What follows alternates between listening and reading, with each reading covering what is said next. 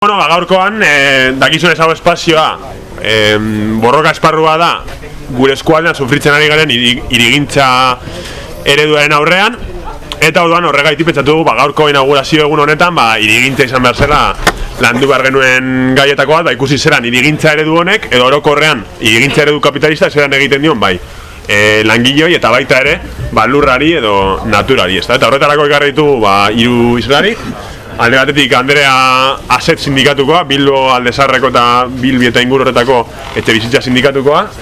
Gero Miguel Birizuela, hor dagoen ibiltzen dena hirigintzari buruz hausnartzen, kulturari buruz ere beste batzutan, gairi buruz. Eta gero Usue, arkitektoa dela formakuntzaz, eta eskualdean ere aritu izan dena hirigintza proiektu inguruan formakuntzak ematen, borrokan ere hirigintza eredu honen aurka, eta berak gehien bat aterrizatuko du hau guztia eskualdean, ezta? Eta beste bari, hitza maten diot Andreari 30 minutu dintuzu, eta... Bale, niri apurat esan diate hitz egiteko nola erakin daukan sektor immobiliarioak eta espekulazio immobiliariak egungo metaketa kapitalistaren paradigma eta beste aldetik hori eta klase borrokaen ze harreman daukan, edo ze eragina daukan, eta klase borroka eta espazio urbanoen zera aztertzia. Haukat prestatuak gaztelera, agian zaiatuko naiz azten euskaraz, baina seguru pasako naiz gero gaztelera. Gaur egun, sektor immobiliarioak, orokorrean, argi eta garbi, oso zentrala dela, oso paper garantzitsua betetzen du metaketa kapitalistan. Hori ikusten dugu, bai etxebizitzan arloan, baina bai etxebizitzatik haratago. Etxebizitza arloan, apur bat etxebizitzaen merkantilizazioan, eta etxebizitzatik haratago, adibidez, espazio urbanoren merkantilizazioan, ez? Eta noiz hasi izan hori, edo nondik non begiratu behar garen, behar dugun ikusteko benetan genealogia, horren genealogia. Hori da, apur bat, kapitalaren azken metaketa zikloan. Hau da, 70 hamarkadan hasi izan gaur egun ezagutzen dugun neoliberalismoaren ofentsiba bezala, ez?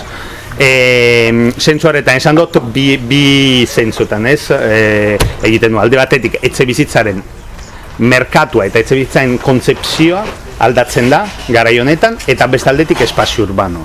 Etxebizitzaen kontzepzioa gaur egun argi eta garbi beti esaten dugu, etxebizitza gaur egun merkantzia bat da.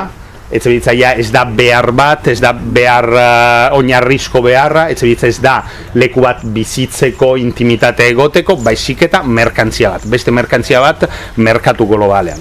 Zentzu horretan etxebizitza kapitalistentzako ez da erabila balio bat, baizik eta aldaketa balioa, valor de cambio, ez?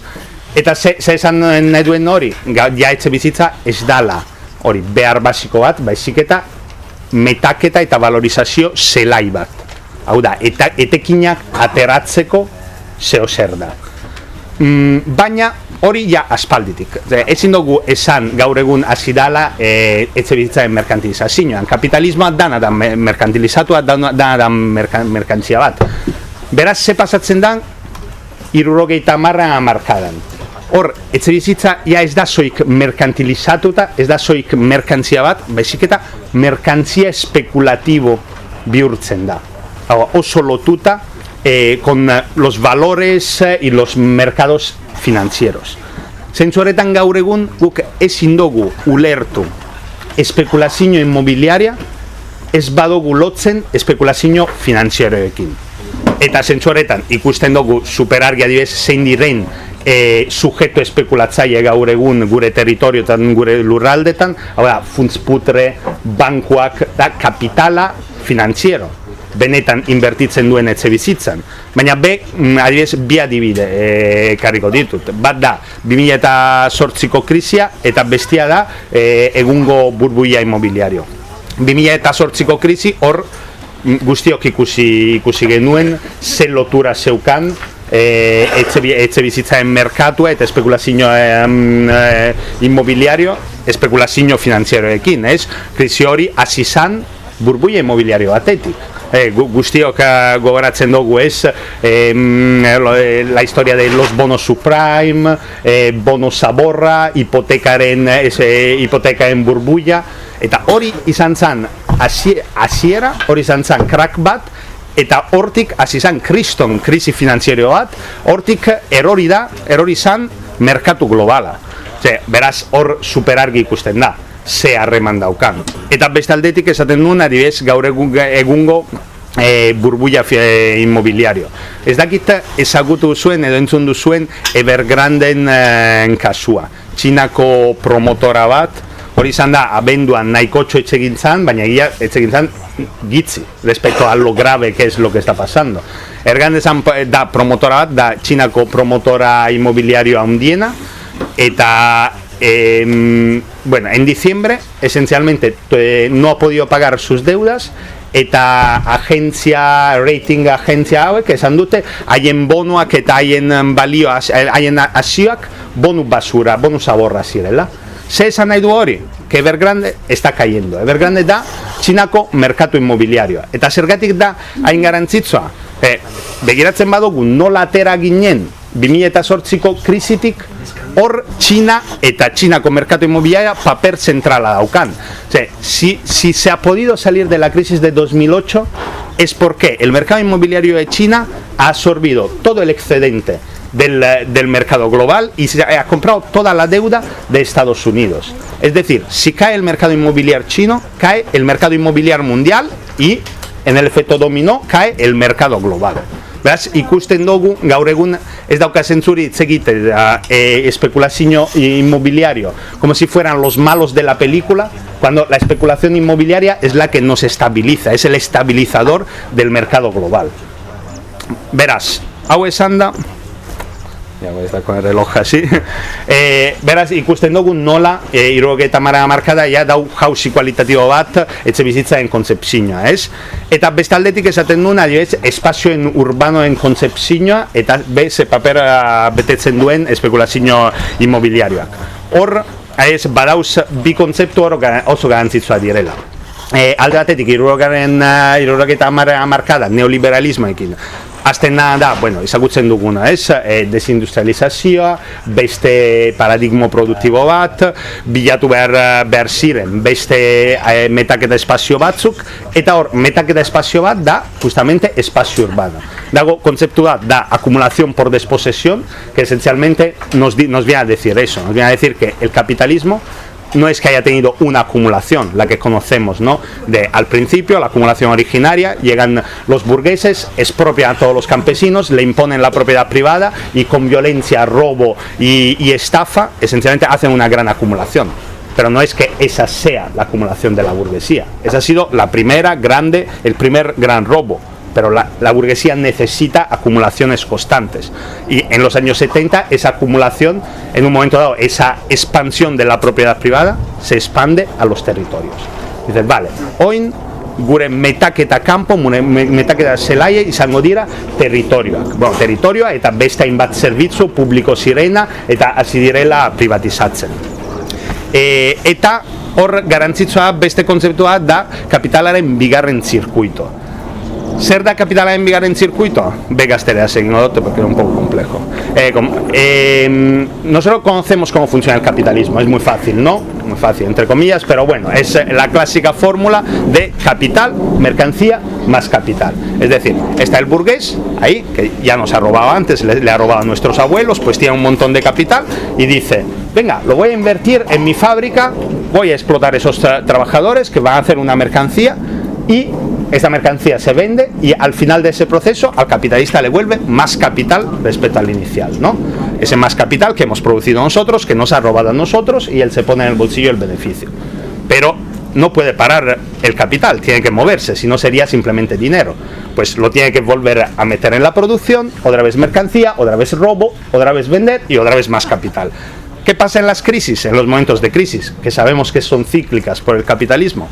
Que el capitalista no puede invertirla ahí, porque hay subconsumo o sobreproducción, pues no puede invertirla en la producción, eta bilatu behar ditu beste hainbat espazio, porque el capital no puede estar parado, si no, no sería capital. ¿Y cuáles son esos espacios? Las guerras imperialistas, como estamos viendo ahora, por ejemplo, entre la OTAN, Ucrania y Rusia, o el mercado de la vivienda. Pues el mercado de la vivienda, lo que nosotros llamamos especulación inmobiliaria, que muchas veces nos imaginamos como esta gente mala que está detrás, no hay nada de malo en eso. Bueno, sí, hay todo de malo, pero todo lo malo que está ahí es lo malo que hay en el capitalismo. La especulación es fundamental.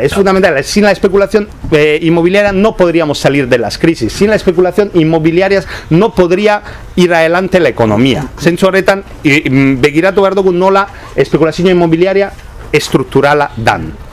Eta hirugarren aldaketa handia dagoena 70. hamarkadan da beste kontzeptu oso lotuta hori espazio urbanoren zeraekin, da empresarialitate urbano. Da lotuta con todo eso. Esencialmente hor dago aldaketa bat ez da soik ekonomiko, baizik eta be politikoa. Hor aldatzen dana da hirien funtzioa. Lehen hori baino lehen esencialmente funtzio politiko-ekonomiko eta adibidez tratu multinazionalekin edo enpresarioekin estatuak zeukan, ez? Estatuek zeukaten. 70. hamarkadan el Estado baja esa función política eta sujeto politiko gisa agertzen dira hiriak, hiri enpresak. Las ciudades empiezan a actuar como si fueran empresas. Las ciudades empiezan a, esencialmente venderse en el mercado global para atraer capitales. Todo lo que vemos hoy en día con toda la historia de las marcas, la marca Bilbao, la marca Vizcaya, la marca Euskadi, esencialmente es eso. Son las ciudades que se hacen sujeto político y sin intermediario, sin un estado intermediario, directamente se venden en el mercado global y con las empresas, por ejemplo con MTV, ¿quieres venir a Bilbo? No hace falta el Estado español ahí, es como hacen sus tratos, vale, si tú vienes a Bilbo hacemos esas inversiones, pues es un cambio paradigmático de cómo entendemos las ciudades. Vale, después de toda esta chapa, y que ya voy un poco tarde, saiatu con esa pura aterrizatzen hori, direla como término oso abstractuak, acumulación por desposesión, kapitalen bigarren zirkuito, empresarialitate urbano, baina hori ikusten dugu prácticamente egunero. Esencialmente, la acumulación por desposesión eta zirkuito sekundario guk egunerokotasunean ikusten dugu gentrifikazioan. Gure hiria eta gure territorioen gentrifikazioan.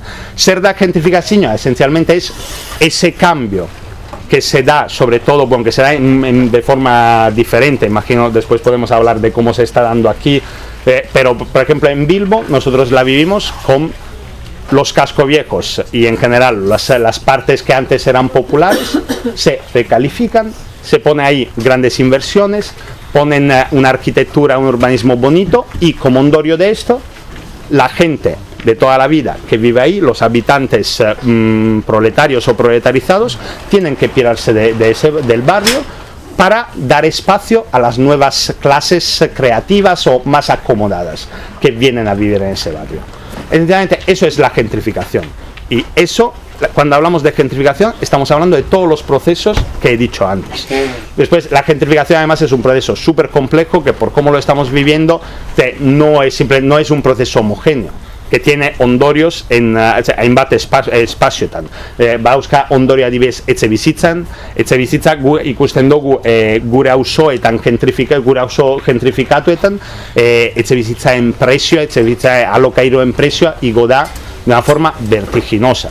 Eta horren ondorioz, etxebizitzaren prezio igo da, jabetzaren mapa aldatu da eta gertu dira adibidez hori funtsputrea, espekulatzaile handiak, errentistak eta jende pilo bat ezin du ordaindu alokairoak eta gu adibidez hor gabiz borokatzen, dauzkau pilo bat kasu eta oin behintzat dago moratoria bat eta dau dana erdi geldituta, baina dau pilo bat jende aldegin behar duela auzotik. Bai kaleratzeen bidez eta bai kaleratze izkutatuen bidez, porque muchas veces hablamos de los desahucios y parece que el desahucio son cuando los perros de la policía vienen a la puerta y echan a la gente de casa, pero hay muchos más desahucios que son, por ejemplo, con el acabar de las rentas antiguas, con el aumento de los precios y que la gente se tenga que pirar, y eso se da todos los días en nuestros barrios.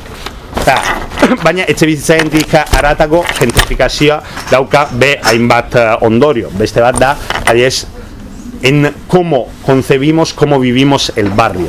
O sea, el barrio y, por ejemplo, la gentrificación lo que lleva es la mercantilización del espacio público. O sea, lo vemos como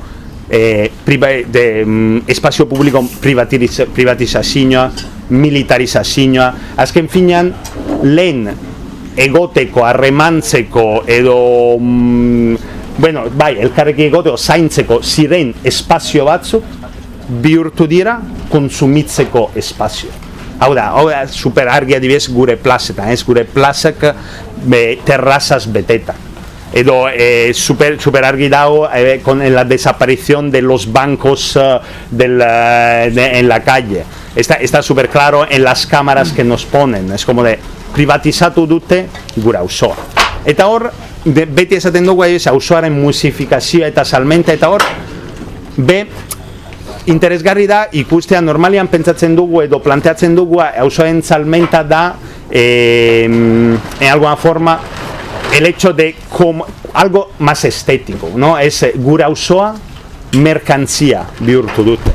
Baina ez da soilik hori, es que gu merkantzia bihurtu dute. O sea, nosotros nos han convertido en una mercancía. Lo que están vendiendo, cuando venden con la gentrificación, cuando venden la marca Bilbao, no es solo los puentes pijos de Bilbo o el Museo Pijo. Están vendiendo también nuestra forma de vida. Nos están folclorizando, están vendiendo toda una cosmovisión que entre dentro de una postal bonita de la bilbainidad. Bueno, voy acelerando porque, bueno, eta gero dauzkago beste hainbat ondorio, bueno, ezagutzen ditugu danak, komertzio txikiaren desagerpena, multinazionalen kolonizazioa eta den monokultiboa, lan prekarietateak, esaten dute ez turismoak, ekartzen ditu lana, eta baina zel lana ekartzen du. Venga, pero acelero. Esencialmente, de todo esto, toda esta chapa que he dicho, un poco, tanto histórico, de dónde viene y a qué nos ha llevado y cómo lo vemos en nuestras realidades, creo que es simplemente para decir, bueno, respecto a la pregunta de qué papel tiene el sector inmobiliario en la acumulación de capital, claramente es un papel central, un papel que siempre ha tenido un papel central en la historia del capitalismo, pero nunca tan central como hoy. Y, por otra parte, entender que cuando la especulación inmobiliaria no la podemos separar de la especulación financiera, esencialmente es que cada vez que hablamos de vivienda, de mercado de la vivienda, no podemos tratar la cuestión de la vivienda como un problema separado de la totalidad capitalista. Hoy en día hay que situarlo, o sea, en su centralidad en el nuevo ciclo de acumulación capitalista. Ella apur bat bigarren ez daki ulertu da, porque entre euskaraz, gazteleraz y eta bigarren galdea zen apur bat da hori ze eragin daukan, langile klasentzako eta ze papera betzen duen la cuestión urbana klase borrokaren barruan. Argi dago espekulazioa eta kapitalaren metakera espaziala dauka zentraltasun bat, gure bizitza, gure klase komposizioa, azken finean guk ordaintzen dugu dana hori. Hor dago desjabetze bikoitza, ez? Bat superargi dala desjabetze materiala, gero eta zailagoa da etxe bizitza bat lortzea, gero eta zailagoa da bizitza duin bat izatea, gero eta zaila bat da lan duin bat izatea, gero eta zailago da gure auzoan geratzea, tan sencillo como eso. Pues claramente hor dago eragin material bat, que lo pagamos nosotros, baina gero dago desjabetze etiko bat, etiko komunitario. Agian dala hor isilpekoa edo geratzen dala, baina agian da garantzitzuena, ez? Azken finean, olako aldaketak, olako bortizkeria, olako violentzia, da la violentzia kapitalista da hori, egiten duena haien ondorioa da komunitateen frantumazioa, da la comunidad, los vínculos de solidaridad, todo esto que los barrios obreros, los barrios proletarios, no eran barrios proletarios por su arquitectura, Eran varios proletarios por lo que había dentro, por los vínculos, por las redes, por la conciencia de clase que se respiraba en esos barrios. Cuando hacen esos cambios urbanos, cuando nos echan de nuestros barrios, no es simplemente que estén cambiando la arquitectura, realmente su ofensiva real es justamente hacia esos vínculos de solidaridad, de comunidad. Lo que están arrasando no es geográfico, es político, es la conciencia política, la conciencia de clase. Beraz hori, desjabetze bikoitza hori beti kontuan hartu behar dugu. Eta, zentzu horretan, apurtzu bat, urbanismoa eta ze papera betetzen duen klase borrokan. Urbanismoa eta arkitektura klase borroka da, goitik bera. Zentzu horretan, hirien birmoldaketak eta urbanismoen ikuspegi, inoiz ez da casuala.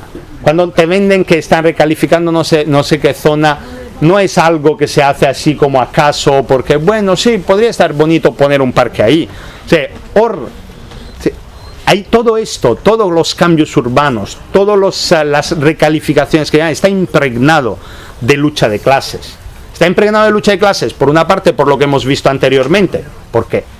Porque es una ofensiva capitalista, porque tiene sus objetivos económicos y es la forma en que el capital se reproduce. Pero también por lo que acabo de decir, porque tiene una ofensiva política hacia nuestros vínculos políticos. Tiene la ofensiva que están destruyendo la clase proletaria, la clase obrera, y están construyendo lo que ellos llaman ciudadanía. Individuos individualizados, individuos egoístas con una ética y una forma de vida puramente capitalista que miran solo a su interés personales, están construyendo el homo economicus con sus cambios urbanos. Y un poco lo que decía antes, pues que cuando dan licencias y llenan las plazas de terrazas, cuando hacen desaparecer los bancos urbanos, cuando un monumento o un símbolo que ponen cuando hacen esa recalificación, todo eso no hay nada de inocente, todo eso construye realidad. Eta dauzka eragin subjetivo bat, esan duana, cuando el hacer todo esto realmente están impregnando nuestras ciudades, nuestros territorios, nuestros espacios de ideología capitalista. Eta, zentzu horretan, beraz, la cuestión urbana, uste dut, zentraltasun bat bete behar duela klase borrokan. Azken finean kapitalak da indar historiko bat, gaitasuna daukana, espazio moldeatzeko, espazio eraikitzeko, eta espazio betetzeko haien ideologiarekin. Guk, langile klase bezala, izan behar dugu olako gaitasuna. Tenemos que reapropiarnos de la capacidad de construir nuestros propios espacios, de construir nuestros propios territorios y de llenarlos de nuestra conciencia de clases y de nuestra conciencia histórica, de nuestro papel histórico, de agente revolucionario. En ese sentido, necesitamos como un nuevo programa en su tiempo que se habla de derecho a la ciudad. Necesitamos volver a poner sobre la mesa el derecho a la ciudad. Y mientras voy, para ir acabando, aquí voy a lanzar un poco una provocación, porque sí, está muy bien decir lo del derecho a la ciudad, a todo el mundo nos gusta, pero ¿qué es el derecho a la ciudad? ¿Y qué es el derecho detrás de esto? Para no caer después en fórmulas que pueden ser socialdemócratas o reformistas. Ahí, por ejemplo, cito David Harvey, me gusta mucho como él plantea la cuestión del derecho a la ciudad. Él planteaba, el derecho a la ciudad, decía, es un significante vacío. Todo depende de quién lo llene y con qué significado. Porque los financieros, los promotores, los especuladores pueden reclamar ese derecho y tienen derecho a hacerlo. Pero un sin techo, una persona sin hogar, los pobres también tienen derecho a reclamar su derecho a la ciudad. Pues al final lo que plantea es la definición del derecho es en sí mismo objeto de una lucha que debe acompañar a la lucha por materializarlo. ¿Qué quiere decir toda esta chapa?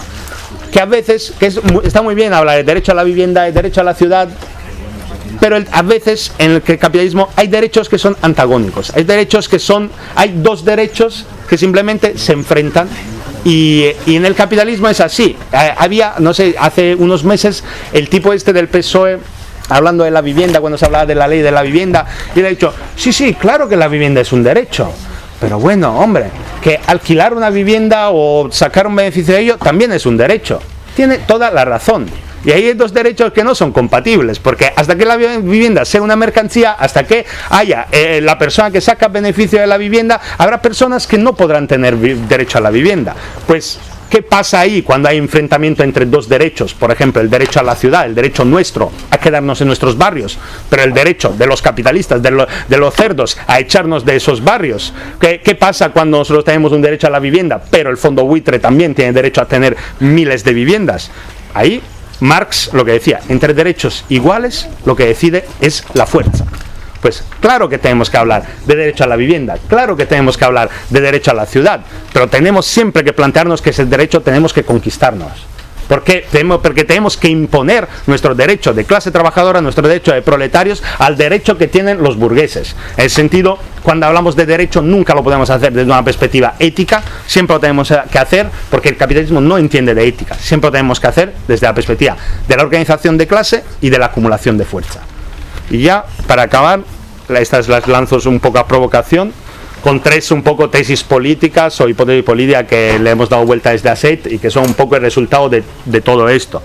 Esencialmente nosotros cuando hablamos de lucha por la vivienda siempre, y por eso decimos que la lucha por la vivienda no puede ser lucha solo en contra de la especulación, sino que tiene que ir todavía más abajo a los oñarris, a la propiedad privada. La lucha por la vivienda tiene que ser una lucha radical en contra de la propiedad privada, porque si no nos quedamos, porque si no seguimos reproduciendo esa imagen de que la especulación son esos malos, malísimos que en la sombra se regodean, ¿no?, con nuestro sufrimiento riéndose, ja, mira a los pobres que se mueren, y no es así. La especulación es hija de la propiedad privada. No podemos acabar con el problema de la vivienda solo pensando que atacamos la especulación. Tenemos que atacar su origen, la propiedad privada.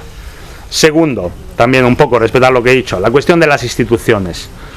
Las instituciones muchas veces, nosotros nos ha pasado en Bilbo ahora con un problema que hemos tenido en Achuri, una guarrada que han hecho el ayuntamiento, que ha echado a unos jóvenes sin techos que estaban viviendo en estaban en unas canchas, y lo que ha hecho ha sido, para repararse del frío, lo que ha sido vallar las canchas.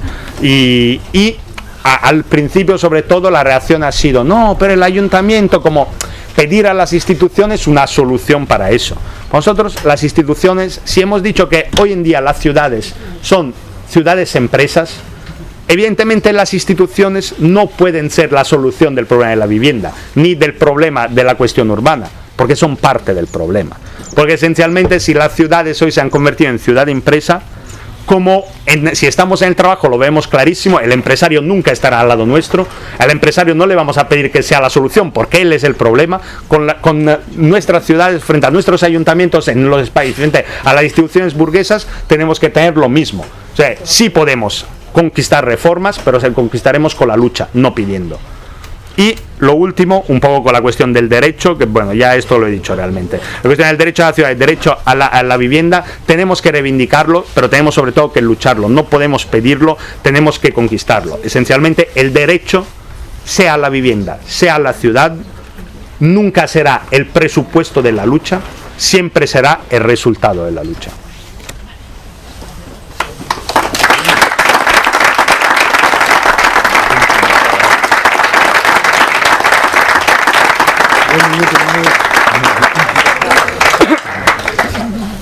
Bueno, nire txanda, ez? Bueno, lehenengo behin esango dut, ni be erderaz prestatu dudala, eta seguraski erderaz egingo dudala, baina eskualdekoa izanez, eta kamarada Andrea Siciliakoa izanez, eta euskeraz egitea, pixka eta absolotza ematen didala, eta bueno, saiatuko naz elebiduna izatez, baina berez prestatu dut erderaz. Eta nik uste Andreak elkarritako hildoa egokia dala, kritika la ekonomia politika, nola bat, ulertzea zein den azkenengo hamarkadetan gertatutakoa kapitalarekin eta finantziazioarekin, eta ni saiatuko naz pixkanaka eskualdera ekartzen fenomeno hori, gero usue borobildu dezana pixkate geure herrietan gertatutakoa. Ordun, orokorrean ados nago Andrea karritako lehenengo partearekin, igual matizen bat zartuko nuke adibidez azpiegituren garrantzia en el circuito secundario del capital. Oie, Harvey gazi zuenean proposamen hori egiten, azpiegitura zentraltasun hori deko funtsezko bi arrazoengatik. Aldi batetik, soberan dagoen capital hori, por ese proceso de desregulación y de acumulación, sobreacumulación, y un capital que es el mundo que conocemos hoy. Voy a lanzarme ya a herderas porque voy a ir cogiendo cosas de aquí y de allá. Esa sobreacumulación, que digamos que el capitalismo industrial que ha dado forma espacial a nuestra ciudad, a Bilbo, murió de su propio éxito, por su sobrecapacidad y además competencia intercapitalista, que por lo tanto hizo que ya no pudiera seguir en procesos de acumulación mediados por la producción de mercancías. Lo digo así en abstracto y luego lo vamos aterrizando. ¿Qué hizo los 80? Como él decía, en realidad era una contrarrevolución de los ges capitalistas, de los capitalistas del dinero, que ganaban posiciones frente a los capitalistas industriales clásicos, el señor con el monóculo del Monopoly y el gorro, por seguir un poco con la broma de Andrea, pero ahí había que hacer un nuevo ajuste. Los ajustes famosos de los 80, que es el mundo que hemos conocido, la mayoría que hemos nacido a partir de esa década, es el mundo de las finanzas globales y también de las cadenas de valor y de producción globales, ¿no? Que ahora está tan en auge porque los productos diseñado en California, ensamblado en China, ¿no? Ese es el mundo que hemos conocido nosotras, y eso fue producto de una ingeniería política y de una violencia muy potente que lo que tenía como objetivo arreglar, digamos, una de las leyes que también nos dio el Moro, que es del beneficio, la tasa de beneficio decreciente. Ante una realidad de una tasa de beneficio decreciente hace falta ajustes, y los capitalistas del dinero, el capitalismo ficticio, que decía Marx también, se ponen manos a la obra y toman el Estado, no solamente para, digamos, traer para sí las conquistas del movimiento obrero y también doblegar a un movimiento obrero cuya masa salarial se había hecho insostenible desde el punto de vista capitalista, sino también para conquistar nuevos espacios y para poder reproducirse sin necesidad de mediar la mercancía. Sin más, por matizar un poco esa parte, ¿por qué es tan importante entonces aquí la espacialidad? Pues porque el mercado, o sea, el capital financiero, por mucho que esté ahí fluctuando, tiene territorialidad. Tiene territorialidad en los grandes núcleos de decisión, la City de Londres, Nueva York, las grandes bolsas, que es donde están, donde trabajan y donde producen espacio y sentido los capitalistas del dinero, los financieros, los hedge capitalists. Y también tiene territorialidad porque efectivamente para reproducirse y ampliarse, efectivamente al final necesita posarse. Ahí las azpieguituras, las infraestructuras tienen un rol crucial. Por una parte porque requieren de una inversión brutal, lo hemos visto con la Supersur, con la Y vasca, y permiten que esos capitales que están buscando reproducirse y amplificarse se posen en un lugar, y por otra parte porque para esa acumulación por desposesión permiten nuevas llegadas. Es decir, cuando tú pones la autopista hasta Uribe Costa o la de Bilbo hasta Munguía, estás permitiendo que la mercantilización futura de esa tierra. Por ejemplo, aquí, cada vez que hacen nuevas carreteras, o lo hemos visto muy claramente con la infraestructura de Ibarbengoa. Por eso yo creo que el planteamiento de Tosu, que este lugar recupera y que yo itxarapena ematen digula, asko eta asko amore eman gendun gure eskualdea, ikusten genuelako ez zegoela egitekorik, eta batzuk frogatzen ari dira beti dagoela egitekorik, eta erresistentzia hori dala bidea, ez? ¿Qué nos demuestran estas infraestructuras? Nos demuestra que por una parte el capital sobrante necesita posarse para amplificarse, y que estas mercancías no son como una mercancía, como un zapato, como un teléfono, porque tienen vidas útiles mucho más grandes. No solamente que el coste y el precio de venta ya genera unas rentas a corto plazo, sino que la vida útil de una vivienda permite generar rentas durante muchísimo tiempo, no solo para los capitalistas, sino también rentas patrimoniales, que ahí es donde vamos a complejizar un poco el tema, que Andrea lo tiene siempre muy presente, pero que yo lo voy a traer porque creo que tiene más que ver con la lucha de estos escualdes, no tanto con la centralidad urbana, y para ir trayéndolo hacia aquí.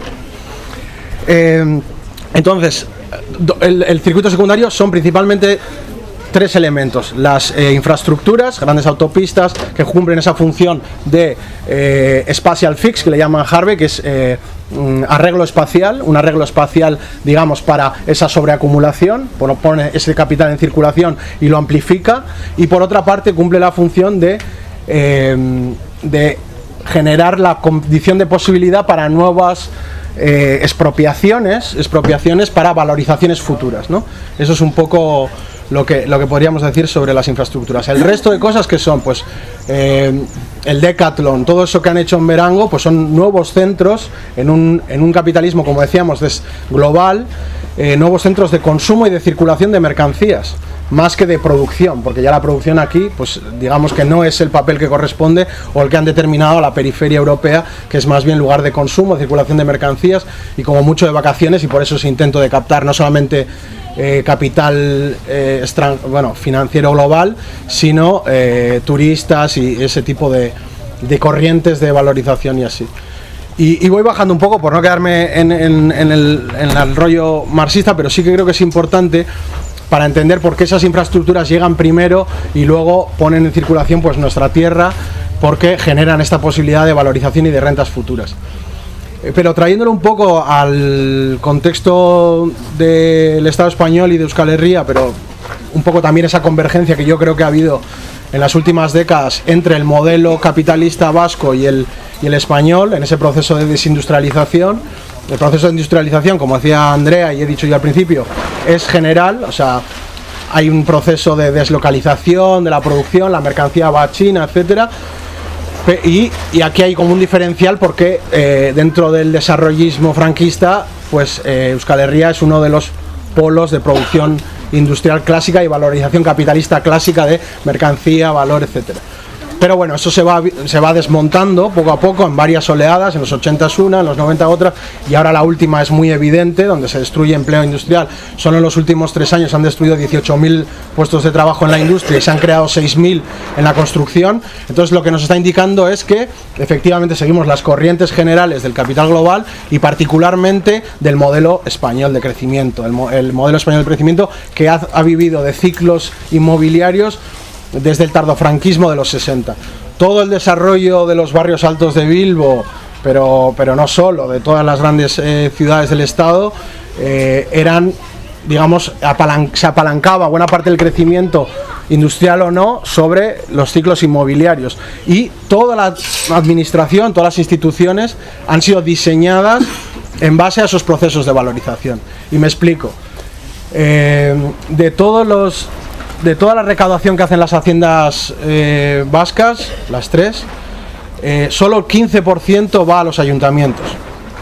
Todo lo demás de ingresos que tienen los ayuntamientos son tasas y venta de suelo, es decir, todo tiene que ver con el ciclo inmobiliario. Es decir, un ayuntamiento, si quiere tener fondos para hacer, bueno, con las competencias que tiene asignadas para hacer frente a esos desembolsos, prácticamente su única oportunidad es convertirse en un dinamizador del mercado inmobiliario. Y así lo han hecho, muy especialmente en 2001 en adelante. A partir de la ley de suelo del 98, cuando se descentralizan las decisiones, que muchas veces en nuestra lógica la descentralización es buena, acercar las instituciones al ciudadano, pero en la realidad para el capital también es bueno, porque de repente es una nebulosa en la que el PGOU de Verango, el de Guecho están sin actualizar, pero es importante, luego entraremos en eso, pero hay proceso de descentralización, pero no de democratización, sino de descentralización en favor de los intereses del capital. Y de repente un alcalde corrupto o corruptible podía cambiar de la noche a la mañana, como bien sabemos que es la historia de nuestros municipios, pues de un suelo rural a un urbanizable sin dar demasiadas explicaciones y además en grandes lotes como son las 9.000 viviendas que están proyectadas aún hoy porque no se ha actualizado en Andramari, Azcorri, Verango, Sope, etcétera. A ver, bueno, mucha información. De momento se sigue, hemos hecho un poco bien la transición. Yo creo que es importante, por ejemplo, para que veamos la centralidad del motor inmobiliario y promotor en el capitalismo global. Traía el mismo ejemplo que Andrea, el de Evergreen. Tengo aquí el dato. A ver, sí. China, que es la principal fábrica del mundo, o sea que todavía, digamos, la valorización capitalista clásica en torno a la mercancía, si en algún lugar está en el mundo, es en China. Ha sido ha tirado el crecimiento mundial desde 2008, un tercio del crecimiento mundial viene de China, más que Estados Unidos y Europa juntos. Y sin embargo, a pesar de ser la fábrica del mundo, casi una tercera parte de ese crecimiento, es una tercera parte de la tercera parte del crecimiento global, ha sido inmobiliario, puro y duro. China ahora mismo tiene 30 millones de viviendas vacías, ¿no? Por hacer una idea. Y aquí, y por enriquecer un poco la discusión y traerla un poco a una zona semirural o casi rural y que ha sido, digamos, suburbana o posteriormente ha sido traída hacia un ámbito residencial, etcétera.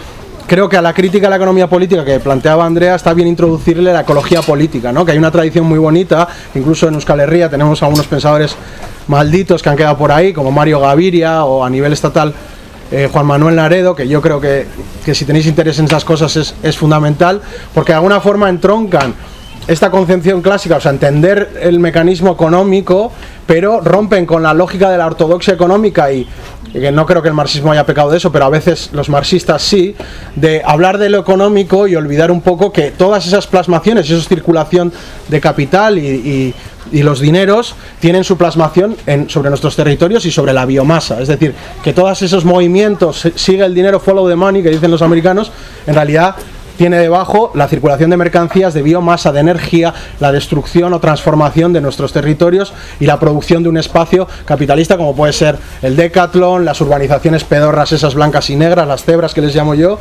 y todo lo demás, ¿no? Que además producen luego subjetividades nuevas, hegemonía de esa forma de vivir y destruyen nuestras comunidades. O sea, todo eso es cierto, pero creo que es muy importante, más en este momento de crisis ecosocial y de la crisis energética, entender que este modelo ha sido posible, muy intensivo energéticamente, muy intensivo en hidrocarburos y con hidrocarburos muy baratos que no va a poder seguir existiendo. Entonces por eso a mí me ha costado preparar esta charla, porque de alguna forma yo vengo con esta historia desde hace muchos años, pero a la vez veo que hay un impasse por la guerra, y ya la pandemia está trayendo un impasse. Entonces yo voy a seguir contando un poco, creo que es lo que ha pasado en este Eskualde y en el Gran Bilbao en general, el rol de las aspiegituras y de estas grandes urbanizaciones, los actores que lo han desarrollado, que yo también creo que es bueno ponerles cara, nombre y apellido a los fenómenos impersonales que son los del capital, pero que luego tienen enemigos concretos con los que podemos apuntar, o con el que las compas de Verango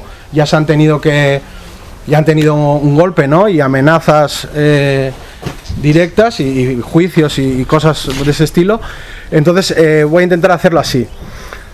A ver, tenía por aquí la solución espacial y el circuito secundario. ¿Por qué es tan importante? Sí lo voy a mencionar rápido, no me voy a enrollar más porque creo que es bueno hablar de las cosas concretas y hemos hablado ya bastante del tema del capital, pero sí es importante entender que, dejando las aspiegituras que ya he explicado, las infraestructuras, perdón, que ya he explicado un poco por qué son tan importantes, porque permiten colocar dinero, lo permiten valorizar y encima te abren nuevos mercados, por decirlo así, ¿no? Por ejemplo, que este Decathlon esté accesible, que haya más circulación de consumo, etcétera. Pero centrándonos en la vivienda y en el inmobiliario, que es sobre todo lo que pues está ahora más aquí en Liza, que yo creo que es una lucha que está abierta, porque tienen que actualizar efectivamente los PGOU de los municipios, como nos contará Usue y demás, que luego en la discusión lo podemos discutir. Pero ¿por qué es tan importante? Primero, porque las inmobiliarias tienen también esa solución espacial al exceso de capital y de trabajo, es decir, existentes con las oportunidades de valoración. Es decir, que el capital no sabe dónde posarse y hacer mercancías es muy arriesgado, porque digamos que está China y una competencia capitalista brutal. Entonces dicen, bueno, pues construyo una casa, gano dinero y encima se generan rentas futuras, etc. O sea, una salida del capital por ahí. Pero ahora quiero entrar en esto otro que es importante, que es que los ciclos de crecimiento de la economía vasca en las últimas décadas, de la española es como la especialista mundial en eso, tiene que ver mucho con que, además de ser esa solución, la vivienda, las grandes urbanizaciones, por decirlo así, para el capital, también generan una compensación a la pérdida de salarios y de capacidad adquisitiva de la gente en general. Y me explico. Los salarios están congelados en Euskal Herria hace muchas décadas. Sin embargo, el consumo ha subido muchísimo, o sea, la capacidad de consumir ha subido muchísimo. ¿Cuál es lo que lo explica aquí? Lo explica el auge y el incremento del valor patrimonial y el efecto riqueza. Es decir, yo me meto una hipoteca, tengo una casa, sé que esa casa siempre sube y tengo, primero, mayor capacidad de endeudamiento, me puedo volver a pedir un crédito para un coche, pedir un crédito para la casa de veraneo. O sea, buena parte del acceso al consumo que hemos tenido en general en las últimas décadas y que también han constituido esa cosa que es la clase media, ¿no? Que ahora hay un libro de Manuel Rodríguez que lo explica muy bien, que da esa sensación de seguridad, es la patrimonialización. Es decir, por una parte entramos en el circuito financiero y es un arreglo muy interesante para los capitalistas porque todo el mundo, de ser el 10-20% que juegan acciones y divisas y tal, a estar en el corpus social totalmente metido el sistema financiero a través del mercado hipotecario, como creo que todas conocéis. Y por otra parte, aunque ganen menos dinero, consumen más mercancías y supone un alivio para el capital, para su reproducción, porque al tener un patrimonio no solamente es efectos psicológicos, sino efectos de renta, tengo capacidad de acceder al consumo. Ese es el modelo. El modelo es, bueno, ahora está cambiando efectivamente, porque a partir del 2008 cambió, la pandemia cambió y ahora seguramente cambie por el tema energético. Pero creo que es importante entender que cuando hablamos de que se constituye una nueva hegemonía en Urduliz va a ganar el PNV los próximos 20 años, estoy casi seguro, porque el municipio se ha duplicado, no sé si hay alguno de Urduliz por aquí, pero todas esas casas de Neynor Homes van a vivir una gente muy concreta, con unas rentas particulares, con un acceso al mercado de trabajo también particular y con un modo de consumo y de vida también muy particular. Entonces son tres pájaros de un tiro, con perdón por el especismo. Es, por una parte, logro ganar dinero, por decirlo fácil. Segundo, tengo una gente que encima tiene patrimonio y va a seguir consumiendo en los centros de consumo que he preparado para ellos. Y tercero, políticamente es un problema menos ese municipio cuando he construido 5.000 casas, o lo que pasaría aquí si se construyen esas 9.000. ¿Seguimos? ¿Está más o menos bien? ¿O me estoy yendo un poco a la mierda? No, ¿no? Vale. Vamos a venir un poco a lo concreto. ¿Cómo voy de tiempo? A ver. 15 minutos llevas. 15 minutos, va, perfecto. Bueno, ¿qué es lo que ha pasado en los últimos años? Por intentar situarlo un poco aquí y luego ya en la discusión hablamos un poco de nuestros municipios. He traído por aquí alguna con Sue ahí para hablar de dónde estamos ahora en términos de urbanizable en toda esta zona, que me parece importantísimo porque es una de las grandes batallas desde el punto de vista de la economía política y también desde el ecologismo, desde el ecosocialismo, desde la ecología política, porque realmente Euskal Herria tiene una huella ecológica que es probablemente 3 veces su territorio, es decir, tenemos artificialización del suelo de las más altas de Europa, no hay suelo disponible, se sigue artificializando aunque el gobierno diga otra cosa. Y OVE, por ejemplo, que era un órgano que hacía algunas cosas interesantes, por ejemplo, esos informes de huella ecológica los ha dejado de hacer, en 2019 fue el último, que era fundamental para entender el metabolismo social y del encaje en el sistema mundo de la economía vasca, por decirlo así, que inexplicablemente, habiendo sido una potencia industrial, ingería una cantidad de materiales, de biomasa, de energía brutal, enorme, desproporcionada, y contaminaba por tierra, mar y aire.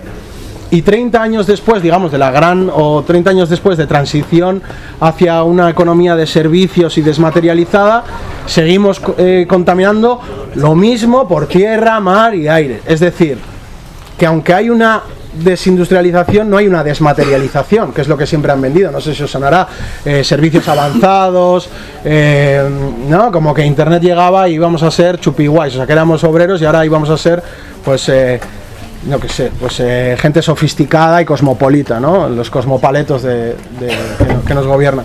Pues no ha sido así, no ha sido así. ¿Por qué? Porque todo lo que dejaba de tirar de la economía, la producción industrial, ha sido compensada por dos cosas que son altamente contaminantes. Una, la producción del espacio de este tipo, del espacio mercancía, y dos, un modelo de circulación de mercancías y circulación de personas altamente contaminante. Entonces, básicamente vais a ver, como tengo por ahí la gráfica, mira, lo voy a enseñar ya que lo he traído, luego si no.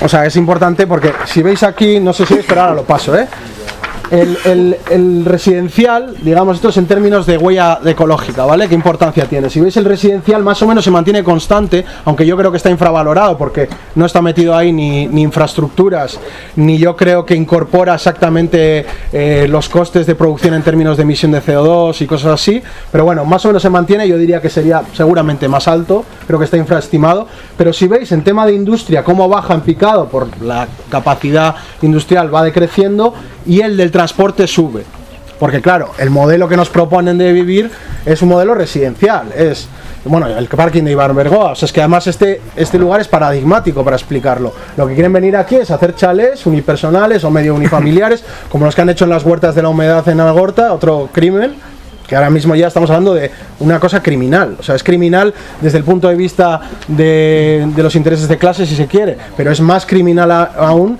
desde el punto de vista ecologista o ecosocialista, en el sentido de que realmente, o sea, no se explica, o sea, no se explica que estén haciendo esas infraestructuras no solamente intensivas en energía, sino que para valorizarse necesitan también esa intensidad energética, que ya estamos viendo que no va a dar. Bueno, entonces esto, para que veáis, no, vete pasando por ahí. Eso por una parte.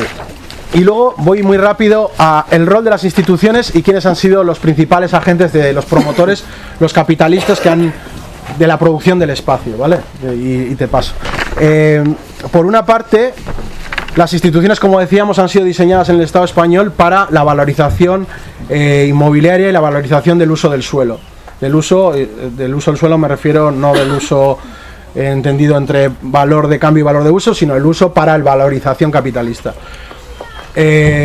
Los municipios están infrafinanciados. Aunque tuvieran buena voluntad de hacer, hay algunos municipios simpáticos en Euskal Herria, se le ven muy apretados para hacer políticas sociales o municipales diferentes, porque realmente son una máquina de dinamización inmobiliaria. Para eso están concebidos. Eso por una parte. Luego, las políticas de vivienda. Política de vivienda no existe. No se ha hecho nunca, y mucho menos, y ahora voy a meter una coz, el madrazo de Esquerra Batua, cuando estuvo en esto, que se han apuntado tantos, ¿no?, como las viviendas de protección oficial y tal. Han sido políticas de dos cosas: de dinamización del mercado inmobiliario y de democratización del acceso a la vivienda en propiedad, no de vivienda, de uso de la vivienda. Siempre lo dicen, la comunidad autónoma del País Vasco, porque no es Nafarroa, sería otro parecido pero un poco diferente, me voy a centrar en la CAP, es la comunidad autónoma que más vivienda social ha producido, etcétera, etcétera. Vivienda que ha producido con dinero público que ha pasado a manos privadas sistemáticamente. Casi el 80% de la vivienda protegida en este país, como dicen ellos, en la CAP, ha ido a manos privadas. O sea, ha sido, digamos, una privatización en lo público-privado. Lleva jugando aquí muchísimo tiempo. Y eso ha sido, y lo voy a enseñar también con dos gráficas, que es que cuando le va mal al mercado inmobiliario, como por ejemplo aquí, que estaba bajando, aquí hay un pico de precios en 2017, ahora lo paso y lo veis a quien le interese.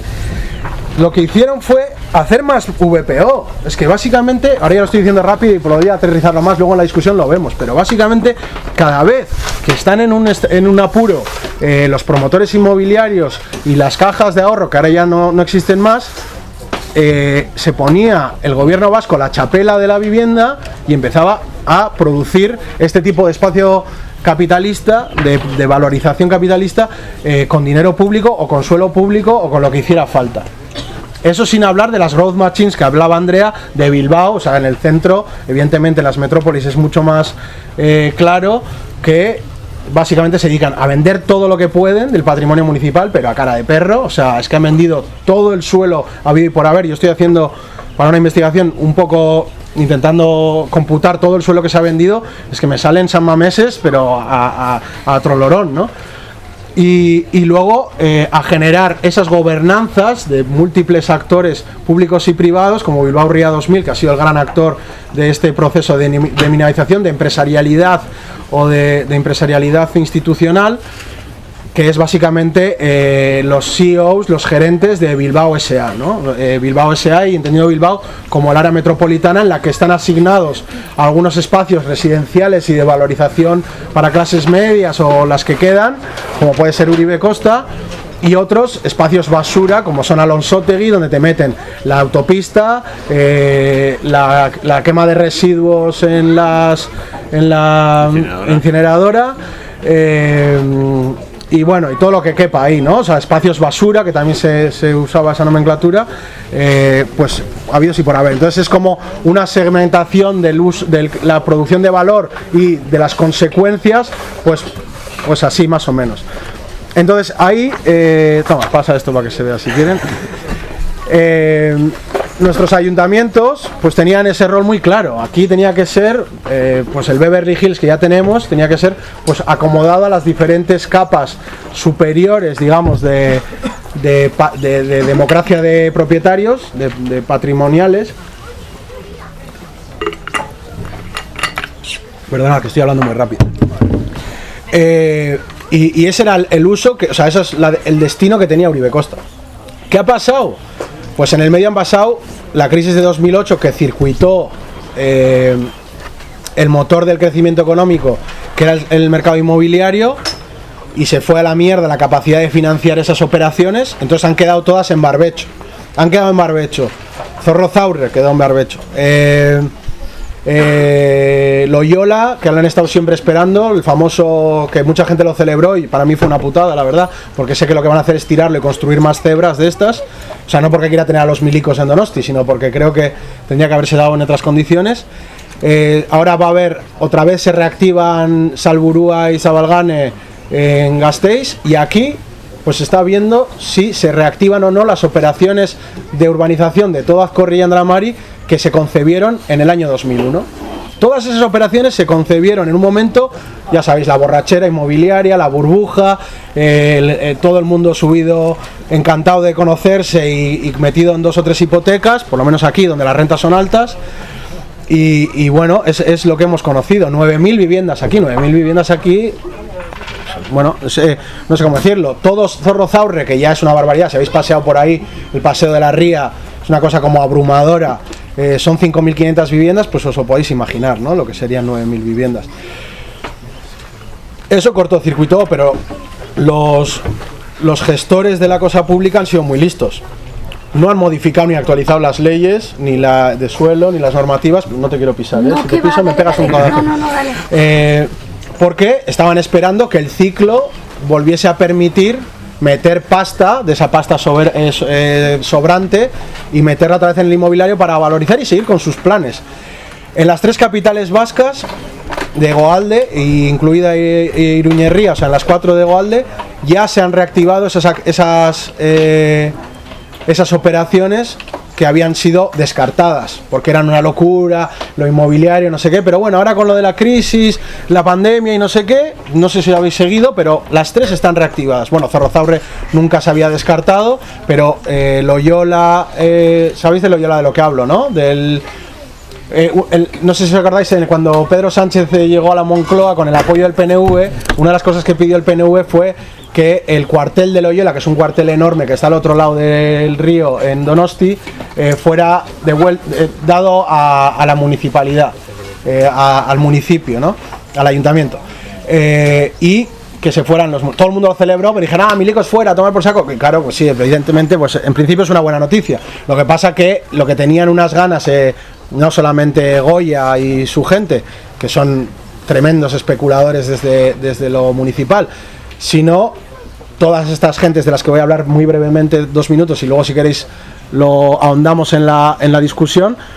Se estaban frotando las manos porque era el ámbito de expansión urbana y de crecimiento de Donostialdea, ¿no? Que ya unía además con el resto, y era como, ahí tenían un parche que, como lo está pasando en Bilbo con las vías, con todo lo que es San Francisco, que están obsesionados con tapar eso para darle continuidad y generar valorización urbana en todo el barrio de San Francisco y echar de una vez de ahí a los parias, ¿no?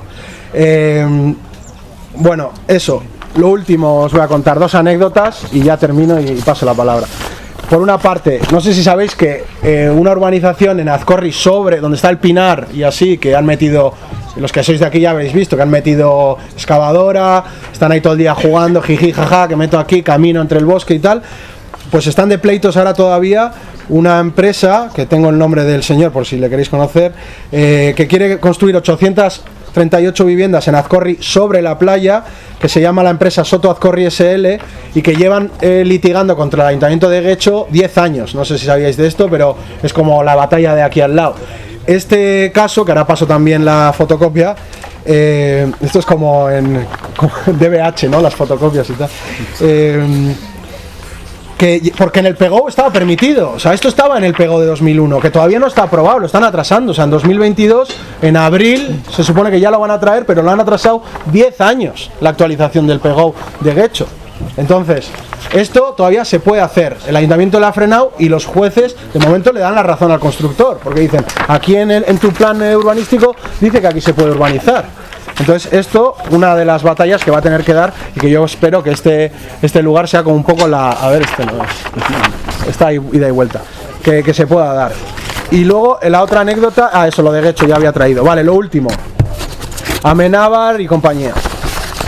Termino, como voy me pasa mucho tiempo. Un poco sí. Lo último.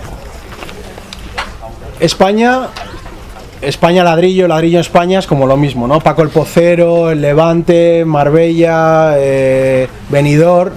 Pues bien, de las 5 primeras promotoras inmobiliarias de España, 2 son de capital vasco, que son Neynor Homes, que viene de Kutxabank, de las cajas de ahorro, es decir, de la pasta de todos los vizcaínos, de meter ahí los ahorros, y de las desahucios, incluido varios suicidios que provocaron estos terroristas inmobiliarios.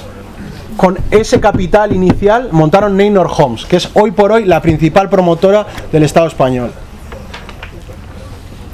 Neynor Homes es criminal por su forma de actuar, porque es además vanguardia en todos los foros que yo llevo siguiendo desde hace 3 años, todos los foros inmobiliarios y así, porque Big Data, porque alquiler garantizado, es decir, ya te mando yo a los machacas si no pagan el alquiler, porque son de las primeras promotoras que están ahora en el nuevo esquema de que, claro, ya la clase media no existe, las hipotecas ya no son democráticas en el sentido de que cualquiera puede acceder, te piden un 20% de ahorro, o sea, igual los de Uribe Costa, algunos estamos aquí, sí podemos pedir hipoteca, pero muchísima gente no. Entonces, esa gente que a veces más, aunque todavía es muy minoritario en términos absolutos, porque 85% de la población de Euskadi vive en una vivienda de su propiedad, lo cual también para la composición de esa lucha de clases es problemático, hay que decirlo así. Me he despistado por ese apunte que estaba diciendo. Neynor. Ah, Neynor, sí. Bueno, Neynor luego lo hablamos en la discusión, pero básicamente es del PNV, era una constructora del PNV que era Neynor, con una spin-off, digamos, una parte de la cartera inmobiliaria de las cajas de ahorro, de la que se tienen que deshacer por las nuevas leyes financieras post-crisis, en la que no pueden tener ladrillo los bancos, un lío, ya lo hablaremos. Esa por una parte, la más grande del Estado. Está ahora haciendo Build to Rent, que significa que como la gente no puede comprar casa, pues tranqui, no me la compres, alquílamela y yo ya no solamente la construyo, sino que genero rentas futuras ¿no? Durante 30 años y encima me garantizo a mí mismo el alquiler. O lo puedo vender a otro y él te lo alquila y yo hago de mediador, que es lo que le están llamando gestión industrial, como industrial se supone que es bueno, gestión industrial de los inmobiliarios. Y ya para terminar, Amenábar, ¿no? El protagonista en Berango.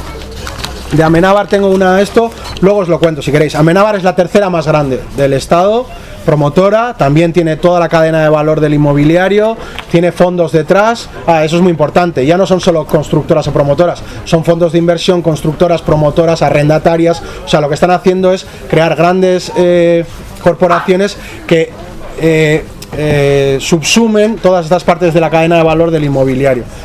Y Amenábar, pues bueno, básicamente es una familia que cuida mucho de su... Espera, a ver si o lo dejo y lo cuento luego. Voy rápido con Amenábar, que me he perdido entre tanto papel. Amenábar. Necesitamos más gente para que añadan a la denuncia. Sí. Bueno, Amenábar básicamente es una de las más grandes. Luego os digo los nombres y tal, pero hay muchísimo secretismo. La gente que está aquí en Berango que ya sabrá más, porque en su día ya les mandé la información que yo tenía. Fue fundada en Zarauz en 1981, es una empresa familiar, pero con una capacidad financiera importante porque han entrado en participación fondos de inversión con capital global. Y tiene las dos, Neynor y Amenábar, no solamente son de las 5 primeras, sino que tienen intención de ser las más potentes promotoras prácticamente de toda Europa. Amenábar ha prometido 1.500 viviendas entregadas en los próximos 5 años, o sea, un lustro a 1.500 viviendas al año, lo cual es una barbaridad. El último año tuvo unos beneficios netos de 681 millones de euros, y su presidente y CEO, CEO no, ya no es, ahora es presidente y la CEO es su hija, luego os paso el nombre. ¿Qué iba a decir de ellos? Me he despistado. Vamos, que son unos mafiosos de puta madre. Y nada, eso, le paso a Usue, ¿vale? Luego seguimos discutiendo. Millesker, venga, que me emociono con este tema.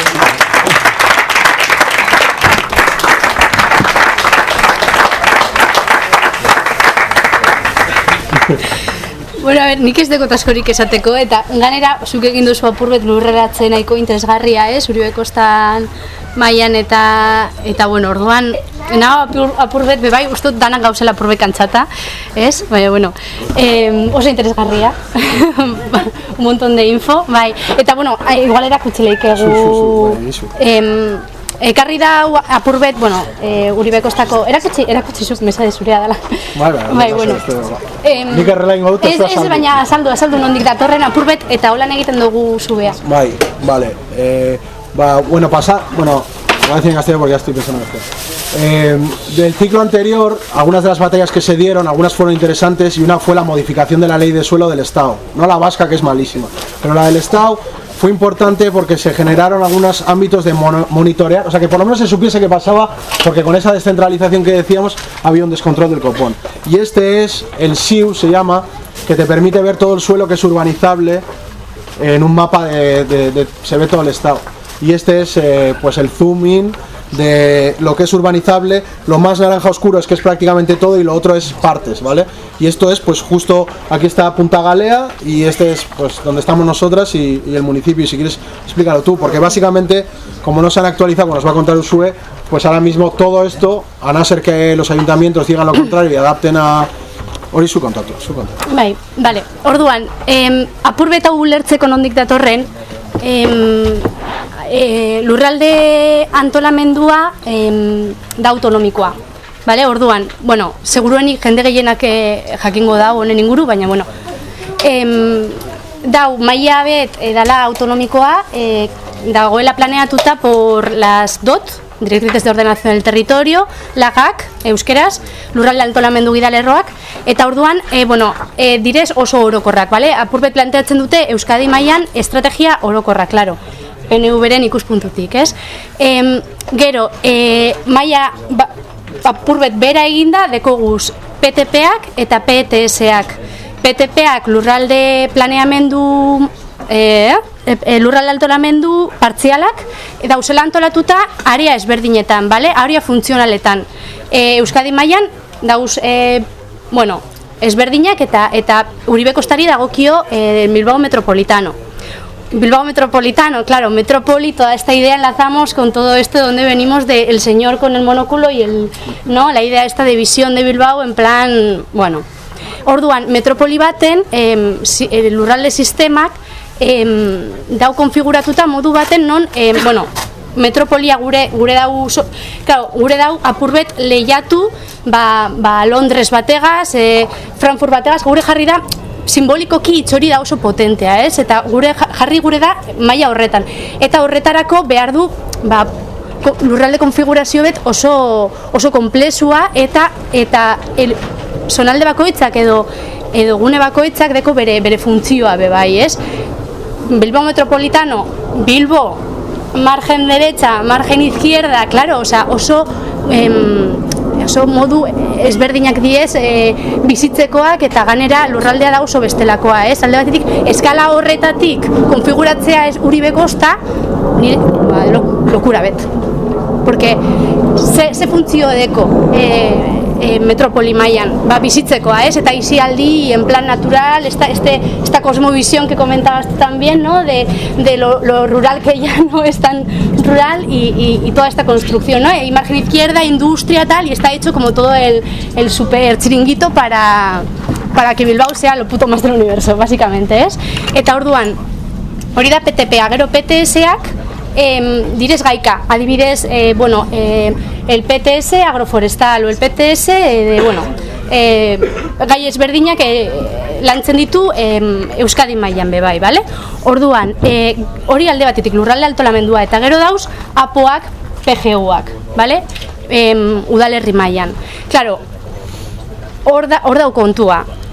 APOek agindu behar dituzte, adibidez, alde batetik klasifikazioa eta bestetik kalifikazioa. Klasifikazioa banatzen du lurraldea hiru mota ezberdinetan, nolabait esateko. Hiri lurraldea eraikita dagoena, gero urbanizagarria eta landa eremua, ez? Edo landa. Bueno, orduan kontua da.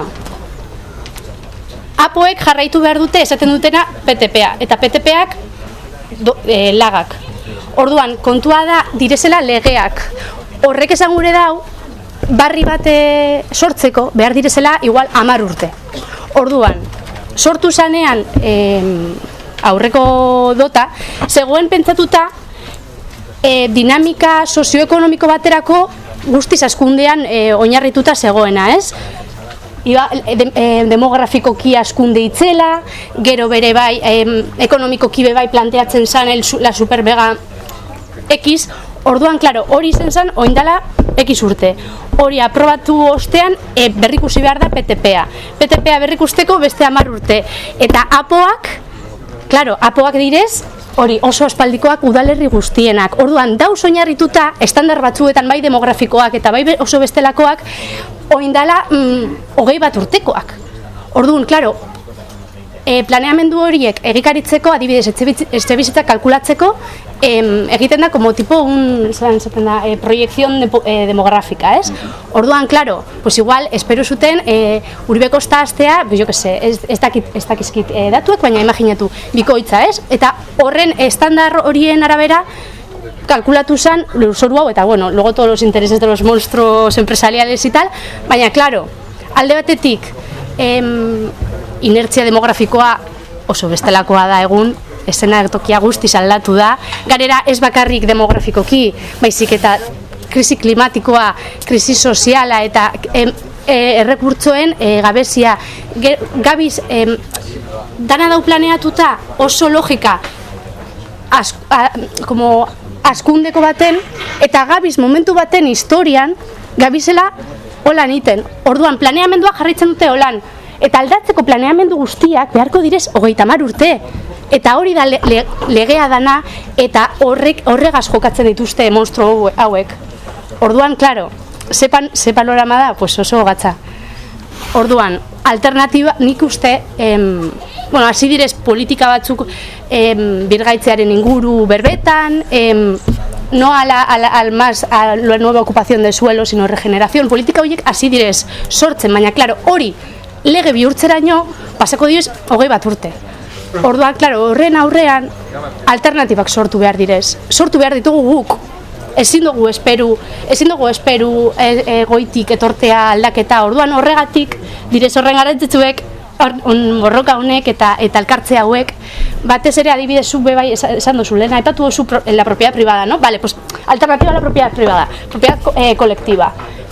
Bestelako etxe bizitza ereduak, bestelako eta hortarako lotu behar gara eta hortarako saretu behar gara. Bueno, gero dauz beste 1000 kontu, yo que sé, pues APOak bebai ez bakarrik el suelo urbanizable, baizik eta morfologia, densidadea adibidez bebai agintzen du. Pues baldin badekogu sekulako, porque claro, kontua da ez bakarrik azalera baizik eta igual da oso densidade basuko planeamendua. Orduan, claro, zenbat jende bizi da toki horretan. Dana izango diez jardines privados con piscina, gero jardines privados con piscina horiek elikatzeko bai energetikoki, bai uraren kontsumaren aldetik, bai bestelako erreproduzitzen dauen bizi eredua bebai, osea, zelan hiltzen dan gure kultura, zelan hiltzen dan gure egiteko modua, eta gero acceso a la vivienda completamente pensado para parejas monógamas y porque si no, luego burbuja de alquiler, o sea, casi bihurtu da la burbuja de alquiler salerosketak aurrera egiteko tresna bet. Porque claro, la famosa frase, no, es que, como es, no, alquilar no renta, mejor comprar una vivienda. Claro, o sea, eta hori da Uribe Kosta, eta karea urteten zara pote bat hartzen duzu, eta hori da realidad de, no, para eso mejor comprar. Y para comprar, pues tengo que tener una pareja monógama. O eso, o no asumimos que puedes comprar con amigas, por ejemplo, o que puedes comprar colectivamente, o igual hasi bergara hori sortzen, ez? Bueno, eta orain interesgarriena dana, ni uste, hau eztabaida Eta Bizkaiko PTarekin zer gertatu da, PTP-arekin? Dau berrikuspenean, bueno, ez, oza, guazen. Ez, ya está. Bai, pixka gehiago. Bai, aldatu dala, baina kontatu zer. Bai, aldatu da, bueno, bai, baina, zer gure duzue? Ez, bueno, ja hori aldatu dutela, ez? Bai, berrikusi da. Baina kontatu hori, pixkat. Bai, bueno, berrikusi da, eta bueno, printzipioz, nik irakurri dut el avance, baina ez dakizu zer deko zuen buruan. Ez, jakina. Bueno, sin más, guazen ez da baina zabaltzera. PTP-a igual eskualdean asko entzun izan zen garai batean, ez? Aurreko PTP-a uste dela 2000 Bai, bikoa, 2000 bat. Eta horren ari da, bere garaian zen PTP-aren aurkeko asamblea, eta bar luze bat, ez? Baina Eta ari dela, PTP berri bat dago labean edo, ez? Baina ega beti hauekin batzeratzen doa zela, ez? Bai. Uste 2018an hasi zela revisio prozesua, ez? Bai. Eta orain ez dakit ze fasean dagoen. Claro, eske bueno, ez dakit ze fasean dagoen, baina kontua da hori, eske planeamendu batek behar ditu igual 10 urte onartzeko, eta 10 urte hoien ostean apoak adibidez berrikusi, eta gero estetik zuk aipatu duzuna bere, bai, que udaletxek ez dakuate errekurtsorik edo interesik ez dakit hori bestelakoa da, baina errekurtsorik apo berri bat garatzeko eta ganera apo hori onartzeko eta bitartean legala da eta hauek buitreak aprobetsatzen diez. Claro, eta zein da arazoa? Pues burokrazia eta konfigurazio monstruoso hori de las leyes y de todo, eta ganera ez dala irisgarria, jendeak ezin dau jakin zer gertatzen ari dan. Gero, planeamenduak topatzeko bere bai, zaila izaten da, apoak topatzeko, adibidez, bueno, Urdulizeko kasua, nik web horri aldean dagoena eskegita, da 2012 urtekoa, eta da un avance del 2012. Oso zaila da, orkitzea. Eta, claro, orduan, zelako, hori da, sabiz, mosten jakinduria, herriak ezin dau jakin zer gertatzen ari dan bere lurraldean, eta komunikazioa eta jakitea da boterea, eta, bueno, boterea. Eta ordenanzas municipales, eta hola? Botazuk. Garaje izan behar dute etxeak, ala ez? Zer? Garaje eta horrelakoa. Garaje? Garaje, nahi eta esko, etxe bat erakitzen baduzu, kotzea guzteko lekuren bat behar duzula eta horrelakoa. Bai, gero dauz ordenantzak, bai, bueno. Más por si te provocaba. Bueno, hori. Así que, bueno, alternatibak eta borrokak. Conclusión. Hemos hablado demasiado